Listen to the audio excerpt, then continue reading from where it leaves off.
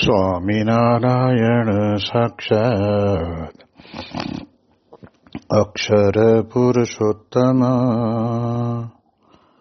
સર્વેભ્ય પરમં શાંતિમ આનંદમ સુખમર્પયેત.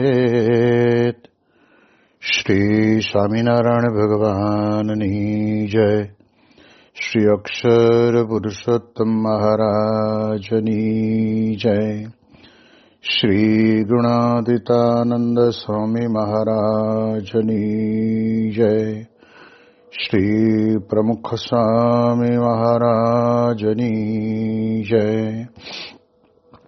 શ્રી મહંત સ્વામી મહારાજની જય. પ્રગટ ગુરુ હરિ પરમ પૂજ્ય મહંત સ્વામી મહારાજની આજ્ઞા અને આશીર્વાદથી આપણે બધા નિત્ય પ્રાતઃ કથાનો લાભ લઈ રહ્યા છીએ. આજે આપણા માટે સપ્ટેમ્બર મહિનાની 23મી તારીખ અને સોમવારનો મહાપવિત્ર દિવસ છે અને 1376મી સભા થાય છે. અને કહત હૈ સહજાનંદ એ વિષય ઉપર 1027મો દિવસ થાય છે.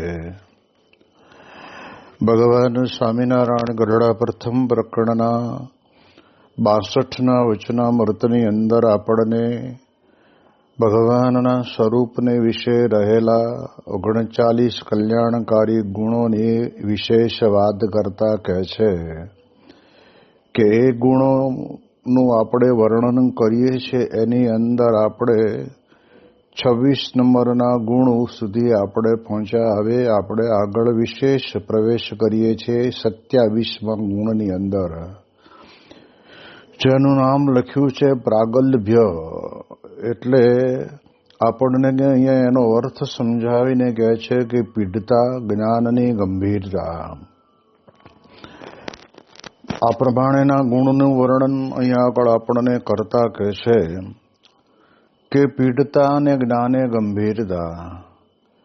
ભગવાન અને સંત હંમેશને માટે પોતાના જીવનની અંદર એ પીઠપણું તો હોય પણ જ્ઞાનની અંદર પણ ગંભીરતા હોય. સામાન્ય રીતે લોક જગતની અંદર થોડું ઘણું પણ કંઈક પોતાના ક્ષેત્રની અંદર વિશેષ જાણનાર વ્યક્તિને પોતાની પ્રસિદ્ધિની અંતરની અંદર બહુ જ ઈચ્છા હોય અને એના માટે થઈને જે કરતો હોય એવું આપણને દેખાય. જ્યારે ભગવાન અને સંત પોતે જ્ઞાનનું મૂર્તિમાન સ્વરૂપ છે. કારણ કે આપણે જાણીએ છીએ કે આ પ્રમાણે જ્ઞાન વગર તો કંઈ સત્પુરુષ થોડા કહેવાય. આજે પોતાના જીવનની અંદર મનાવા પૂજાવાની અને પ્રતિષ્ઠા પામવાની માત્ર ને માત્ર કેવળતા હોય એ લોકોને તો એટલું મળે એટલે એમ જાણે કે જાણે પોતે સાક્ષાત બ્રહ્મ સ્વરૂપ હોય નહીં એવું પણ દુનિયાની અંદર લોકો માનતા હોય છે. જ્યારે આપણને જે પરમ એકાંતિક સત્પુરુષ કહેતા ગુણાતીત ગુરુવર્યો આપણને પ્રાપ્ત થયા છે એમાં નજર કરીને જોઈએ ને તો આપણને બહુ જ સ્પષ્ટપણે દેખાય. જેમ અક્ષર બ્રહ્મ ગુણાતીતાનંદ સ્વામી પોતે પુરુષોત્તમ નારાયણનું જેવું જ્ઞાન સમજે એવું બીજા કોઈ અન્યથા સમજી ના શકે. છતાં પણ ગુણાતીતાનંદ સ્વામી પોતે એ પુરુષોત્તમ નારાયણના જ્ઞાનથી અતિ ગંભીરપણે કરીને અને તેમ છતાં પણ લોક જગતની અંદર લોકોને સમજાય એવી રીતે ભગવાનના સ્વરૂપની વાતો એમણે કરી. એટલે એ દ્રષ્ટિએ આપણને ખબર પડે અને જ્ઞાને ગંભીર હોય ને એના જીવનની અંદર બધી જ પ્રકારના ગુણો પણ સમાયેલા દેખાય. આપણને એ ગુણાતીતાનંદ સ્વામી પોતે કેવા જબરજસ્ત જ્ઞાને ગંભીર કે જેના કારણે કરીને આપણે જાણીએ એ પ્રમાણે જૂનાગઢ મંદિરની અંદર ભલે પોતે સંપૂર્ણપણે મહંત તરીકે હતા છતાં પણ જ્ઞાનથી પોતે એવા ગંભીર હતા અને એના કારણે કરીને આપણને અક્ષર બ્રહ્મનો જેવો છે એવો મહિમા આપણને સમજાય છે અને એના દ્વારા આપણને પુરુષોત્તમ નારાયણનો પણ મહિમા સમજાય છે. કારણ કે અક્ષર બ્રહ્મના જ્ઞાનની પાસે આપણા બધાના જીવનની અંદર આપણે જે કંઈ જાણતા હોય એ તો એકદમ સાવ વામણું લાગે, પણ જ્ઞાનની અંદર આત્માને પરમાત્માના જ્ઞાનની અંદર જે ગંભીરતા રહી છે એ તો ખરેખર બહુ જ અદ્ભુત છે. અને એટલે જ આપણે જાણીએ છીએ કે આપણા ગુણાતીત ગુરુવર્યોના જીવનની અંદર આપણને પણ જે સત્પુરુષોની પ્રાપ્તિ થઈ છે એની અંદર પણ આપણને અનુભવાય છે કે આ પ્રકારે જ્ઞાને જ ગંભીર છો. બ્રહ્મ સ્વરૂપ પ્રમુખ સ્વામી મહારાજ માટે પૂજ્ય વિવેક સાગર સ્વામી અને કોઠારી સ્વામીએ જે શ્લોક બનાવેલો એની અંદર આવે છે કે શોભો સાધુ ગુણે સદા સરળને જગતે અનાસક્ત છો. એની અંદર જ આવે છે કે સમુદ્ર સરખા ગંભીર જ્ઞાને જ છો. સમુદ્ર પોતે પોતાના સ્થાન ઉપર રહીને આ પ્રમાણે કહેવાય છે કે અગાધ પાણી આપણને બધાને દેખાય છે, પરંતુ એના પેટાળની અંદર જાઓ ને ત્યારે ખબર પડે કે કેટલા બધા મોટા મોટા મોતીઓ અંદર પડેલા છે, મોટા મોટા હીરા માણેક આદિ પડેલા છે. પણ તેમ છતાંય એ ક્યારેય કોઈ દિવસ દુનિયાને કે વિશ્વને પોતાની એ ગંભીરતા દ્વારા કરીને અંદર પડેલી વાતને કોઈ દિવસ જણાવતા નથી. એમ જેને પોતાને પુરુષોત્તમ નારાયણનું અને અક્ષર બ્રહ્મનું જ્ઞાન થયું છે એ પોતે જ સ્વયં અક્ષર બ્રહ્મ રૂપે વર્તે છે, છતાંય આપણા જેવા મનુષ્ય બનીને આપણી ભેગા પડી જાય.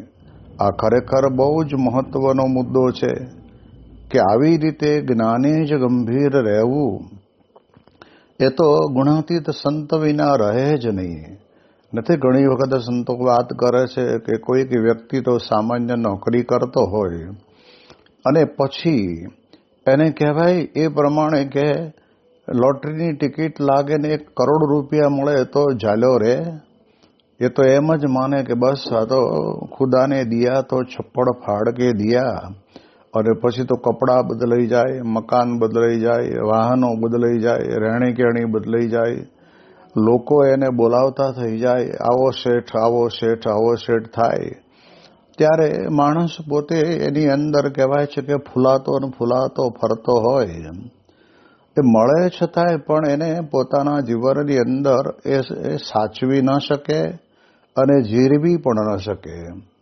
જ્યારે ગુણાતીત સત્પુરુષોના જીવનની અંદર આપણે બધા જાણીએ છીએ એ પ્રમાણે કેટલું જબરજસ્ત જ્ઞાન એ ગંભીરપણું, તો મહારાજે વચનામૃતમાં આ જ પ્રકારે વાત કરી છે કે સમર્થ થકા જરણા કરવી તે બીજા કોઈથી થાય નહીં.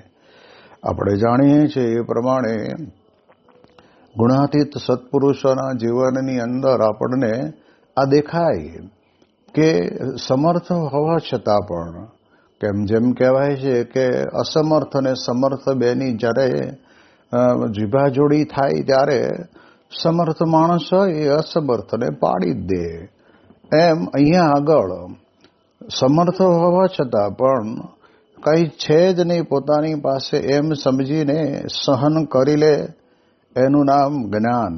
જેમ પ્રમુખ સ્વામી મહારાજને સુવર્ણ તુલા વખતે તે દિવસે કહેવાય છે કે લંડનની અંદર જ્યારે એક હરિભક્ત અથવા એક વ્યક્તિ આવ્યા અને ઘણું બધું ન બોલવાનું બોલ્યા, તો તે વખતે પ્રમુખ સ્વામી મહારાજ બધું જ સાંભળી લીધું અને પછી પ્રસાદ આપીને મોકલ્યા. ત્યારે આપણને ખબર પડે કે સ્વામીશ્રી કેમ આવું આ બધું જાણતા હતા, તો આને ખાલી 2 વચન એવા કીધા હોય તો સ્વામી કે તરત જ એને ખબર પડી જાય કે અહીંયા આપણું ચાલે એમ નથી.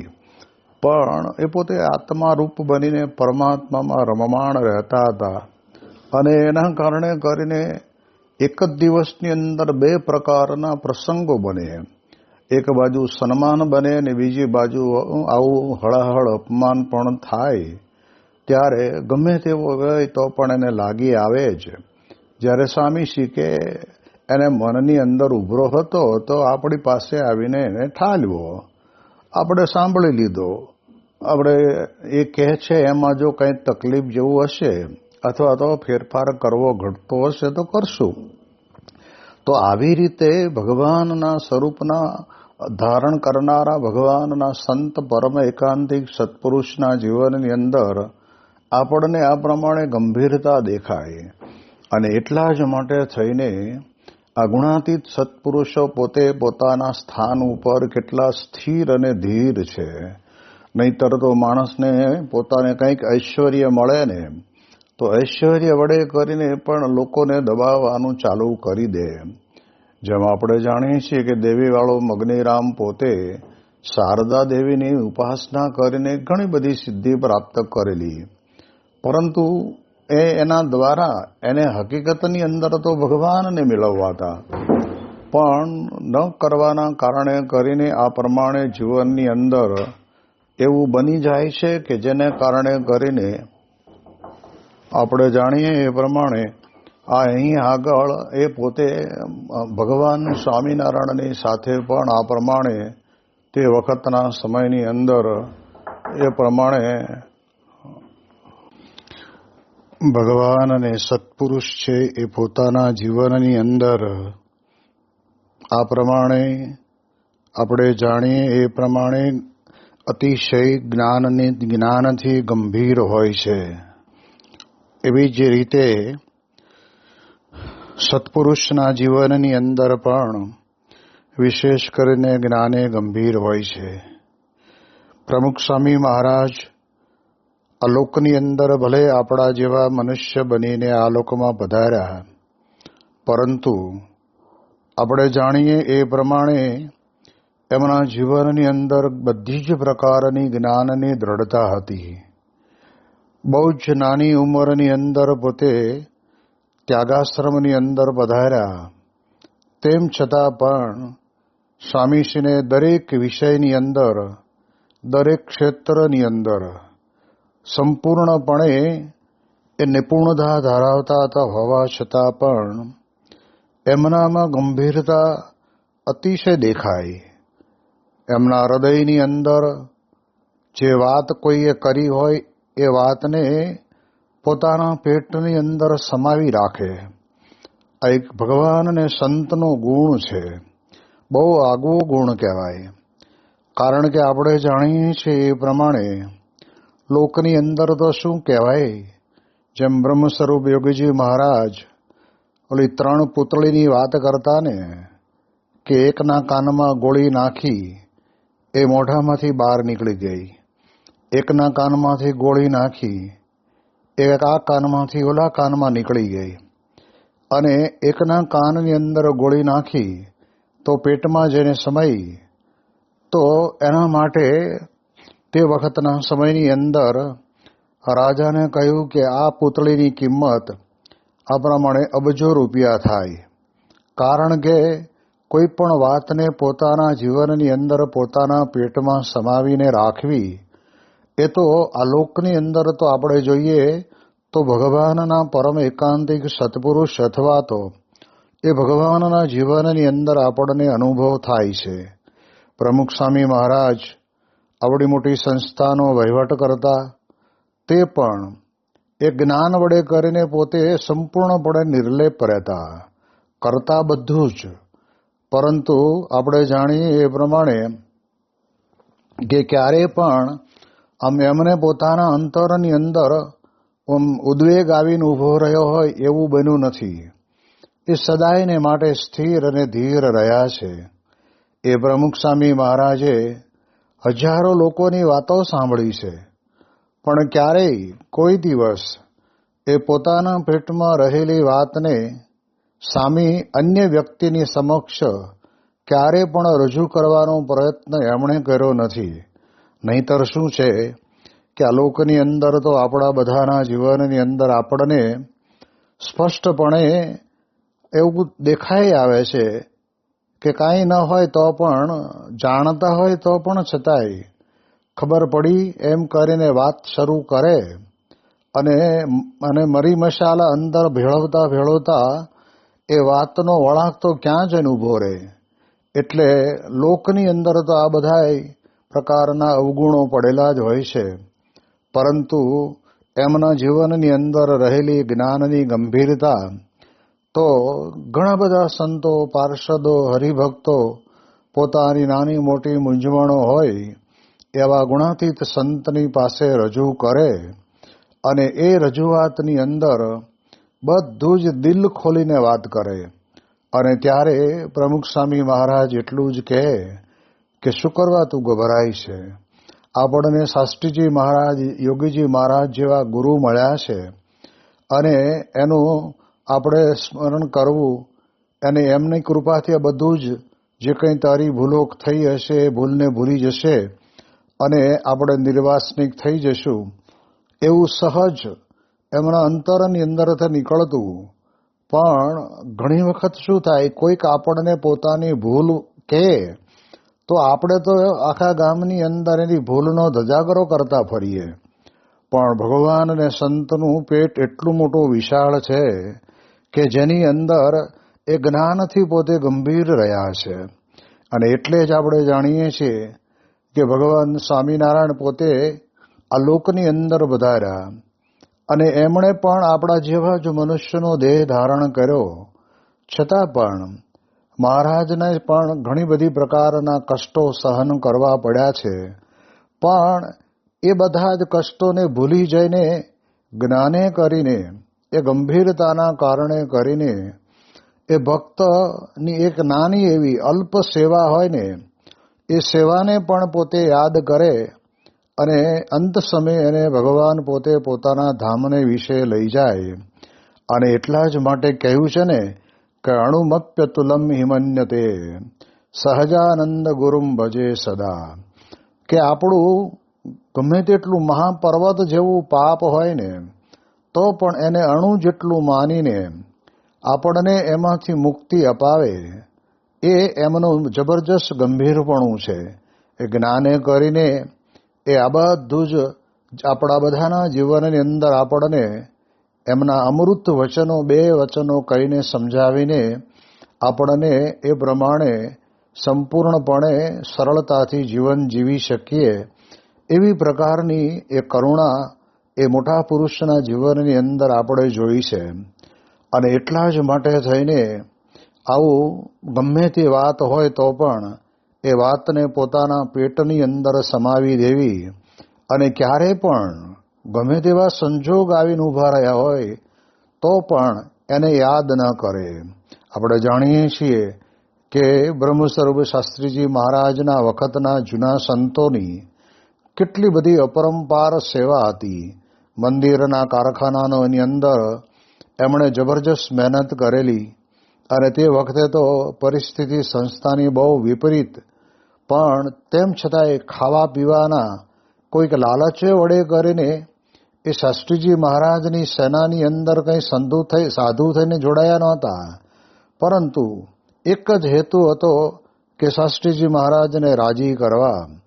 અને એના કારણે કરીને એ વખતના સમયની અંદર નાના એવા નારાયણ સ્વરૂપદાસ એ પણ પોતે શાસ્ત્રીજી મહારાજના દીક્ષિત સંત અને એ શાસ્ત્રીજી મહારાજના દીક્ષિત સંતની પંક્તિમાં ભળેલા, એટલે એમના હૃદયની અંદર તો પહેલેથી જ ભગવાન અખંડ બિરાજમાન હતા જ. જેનો પ્રસંગ આપણે બધા જાણીએ છીએ ને કે તમને ભગવાનનો અનુભવ ક્યારે થયો? અને ત્યારે પ્રમુખ સ્વામી મહારાજ પોતે વાત કરતા કહેશે કે જન્મ્યા ત્યારથી તો જો એમના અંતરની અંદર ભગવાનનું પ્રગટપણું તો જન્મ્યા ત્યારથી હતું જ, પરંતુ તેમ છતાં પણ ક્યારેય કોઈ દિવસ એમણે પોતાના જીવનની અંદર એવા ઐશ્વર્યો વાપરીને લોકોને આંજી દેવાનો પ્રયત્ન એમણે ક્યારેય કર્યો નથી. અરે એ વાત તો બરાબર છે, પણ સંસ્થાના પ્રમુખ બન્યા પછી પણ શાસ્ત્રીજી મહારાજનું સંપૂર્ણ ઐશ્વર્ય પ્રમુખ સ્વામી મહારાજને વિશે એ પ્રસ્થાપિત થયું, તો પણ એમણે શાસ્ત્રીજી મહારાજના વખતના જૂના સંતોની મર્યાદા, એમની આજ્ઞા અથવા તો એમનું સંપૂર્ણપણે ધ્યાન રાખ્યું એ આપણે બધાએ જાણીએ છીએ કે ઘણી વખત તો નાની ઉંમરમાં દીક્ષા લીધેલી હોય એટલે સ્વાભાવિકપણે તે વખતના સમયની અંદર વડીલ સંતો બે શબ્દો કહે પણ ખરા, તો પણ એને પોતે પોતાના જીવનની અંદર મારી ક્યાં ભૂલ થાય છે એવી પ્રકારનો વિચાર કરીને ટાળવાનો પ્રયત્ન કરે, પરંતુ એની અંદર એ પોતે લેશ માત્ર આ પ્રમાણે કહેવાય કે ચિંતાગ્રસ્ત ન બને. એટલે એ દ્રષ્ટિથી આપણે વિચાર કરીએ તો પ્રમુખ સ્વામી મહારાજ પોતે સંપૂર્ણપણે એ જ્ઞાનથી ગંભીર હતા. અને પાછું એ શાસ્ત્રીજી મહારાજના વખતની અંદર જે હરિભક્તો હતા એ હરિભક્તોએ પણ જેમ શાસ્ત્રીજી મહારાજના સુવર્ણ તુલા મહોત્સવ પ્રસંગે જે હરિભક્તોએ બધાને ખબર પડી કે સ્વામી તો પોતે તુલામાં બેસવાની ના પાડે છે અને આ નિર્ણય તો પ્રમુખ સ્વામી જ્યારે શાસ્ત્રીજી મહારાજને મળ્યા ત્યાર પછીનો નિર્ણય છે. અને ત્યારે એ વખતે બધાએ ખૂબ ઉગ્રતાભર્યા શબ્દો કહ્યું કે અમે બધાની પાસે જઈને આ પ્રકારે સુવર્ણની સેવા લીધી છે, એ લોકોની પાસે અમે મોઢું શું બતાવશું. પણ પ્રમુખ સ્વામી મહારાજ એક પણ શબ્દ સામે ઉચ્ચાર્યા વગર એ બધું સાંભળી લીધું. અને ત્યારે સ્વામીશ્રીને પૂછવામાં આવ્યું કે બાપા તમે તો સંસ્થાના પ્રમુખ હતા અને કંઈ તમારા કહેવાથી શાસ્ત્રીજી મહારાજે નિર્ણય બદલો એવું હતું નહીં, તો હકીકતની અંદર તો આમાં તમારો વાંક નહોતો, પણ છતાંય તમને આટલું બધું બોલી ગયા. અને ત્યારે તે વખતે સ્વામી કહે કે એ બધાએ હરિભક્તોની કેટલું સમર્પણ ભાવ શાસ્ત્રીજી મહારાજ માટે માથું મૂકીને એ બધાએ સેવા કરેલી, એટલે એમને કહેવાનો અધિકાર છે અને એ કહી શકે. તો જો આપણે જાણીએ કે એમની પાસે જ્ઞાન હતું, પણ એ જ્ઞાન ખરેખર વાસ્તવિક જ્યારે સમય આવ્યો ત્યારે એમણે સામે ઉગ્રતા ભર્યા શબ્દો વડે કરીને કે પછી શાંત ચિત્ત વડે કરીને એક પણ શબ્દ બોલ્યા નહીં અને સ્થિર અને ધીર રહ્યા, ત્યારે આપણને ખ્યાલ આવે કે ખરેખર જ્ઞાનની ગંભીરતા તો અહીંયા આગળ દેખાય આવે. નહીંતર તો તરત જ ત્યાં આગળ એક તો સત્તાના રૂએ કરીને અથવા તો પછી શાસ્ત્રીજી મહારાજે મને કીધું છે એવા પ્રકારના કોઈ શબ્દો વડે કરીને પણ એમણે કંઈ લેશ માત્ર ઉચ્ચારણ કર્યું નહીં. ત્યારે હરિભક્તોને પણ પછી સમજમાં આવ્યું કે ના, શાસ્ત્રીજી મહારાજે વચલો રસ્તો કાઢ્યો, સાકર તુલા થઈ અને એની સામે સુવર્ણ મૂકવામાં આવ્યું. જેવી રીતે પ્રમુખ સ્વામી મહારાજ માટે પણ લંડનની અંદર સુવર્ણ તુલા ઉત્સવ ઉજવાયો, તે વખતના સમયની અંદર પણ સ્વામીશ્રીની સામે તો સાકર જ મૂકવામાં આવી હતી અને એ સાકરની જેટલું વજન થયું એટલો ભારોભાર સામે સોનું મૂક્યું હતું. કહેવાય સુવર્ણ તુલા, પણ હકીકતની અંદર તો આ પ્રમાણે જાણીએ એ પ્રમાણે સાકર તુલા જ કહેવાય. પણ તો તેમ છતાં પણ એમ પોતાના અંતરની અંદર કેટલું જ્ઞાનથી ગંભીર હતા.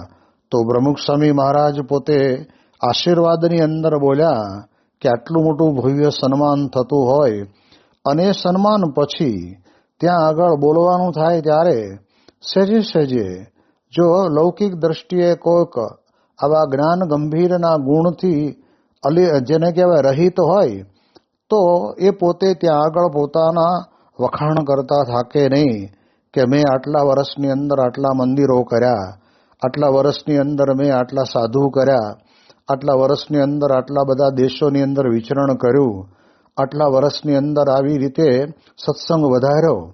એક પણ શબ્દ એ બાબતનો નહીં. અને કેટલી જબરજસ્ત ગંભીરતા કહેવાય કે તે વખતે પહેલું જ વાક્ય પોતે બોલે છે કે પ્રથમ તો મારા ઈષ્ટદેવ જે ભગવાન સ્વામિનારાયણને મારા કોટી કોટી વંદન કે જેમણે મને આ મનુષ્યનો દેહ આપ્યો. આ ખરેખર આ પ્રમુખ સ્વામી મહારાજે પોતે જે ઉચ્ચારેલા શબ્દો છે ને એ આપણને આપણા જીવનની અંદર કાયમ માટે ઉતારી લેવા જેવા શબ્દો છે.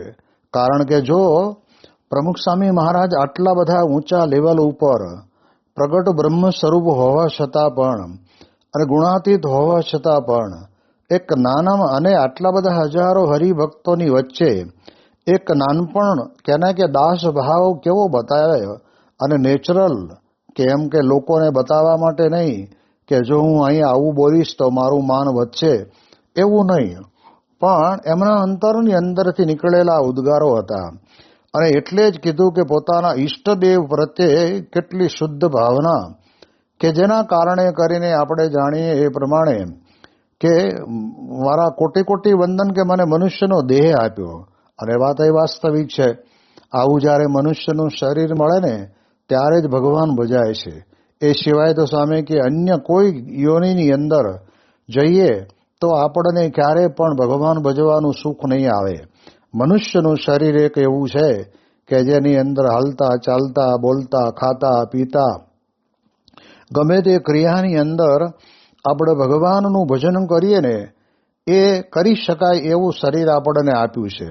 ભલે સાથે સાથે એક માયાના લોકની અંદર આપણને જન્મ આપ્યો છે, પણ માયામાંથી મુક્તિ મેળવવા માટે પણ એક ભગવાનને માયા રહિત સમજવાની વાત પણ ભગવાન કૃષ્ણ પરમાત્માએ શ્રીમદ ભગવદ્ ગીતાની વિશે કીધેલી છે. અને અહીંયા જ થશે.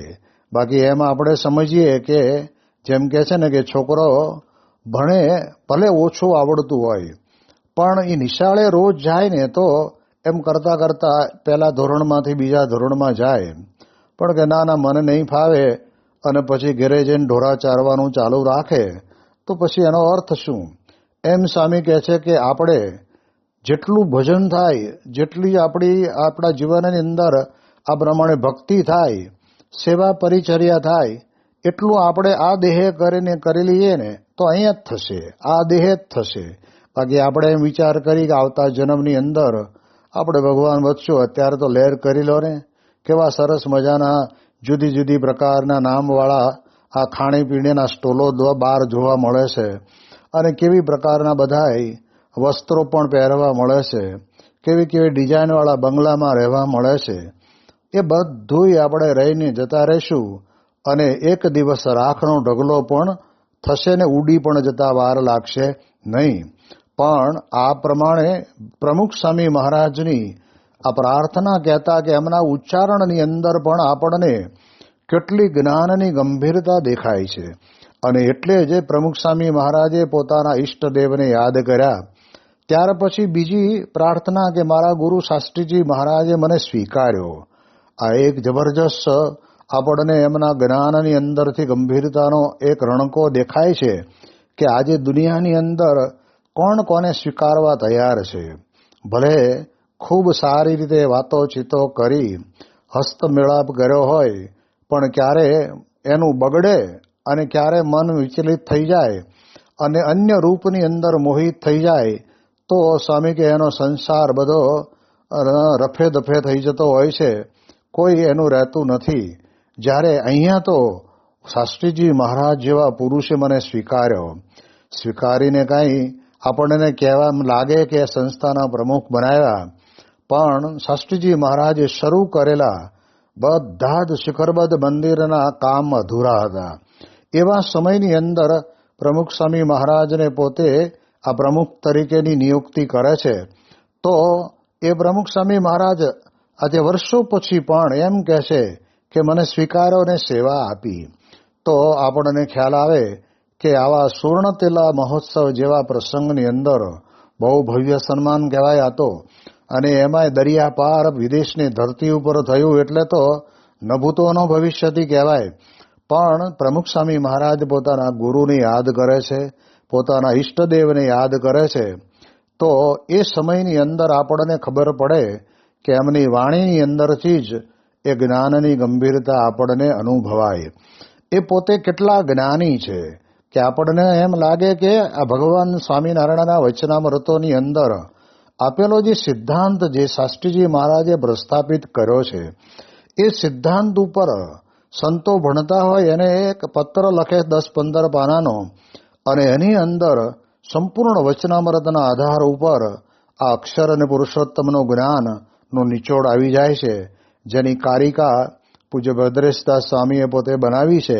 ત્યારે આપણને ખ્યાલ આવે કે એ પોતે એટલા જ્ઞાની હોવા છતાં પણ એમના જીવનની અંદર એટલી બધી ગંભીરતાનો અનુભવ આપણને બધાને થાય છે.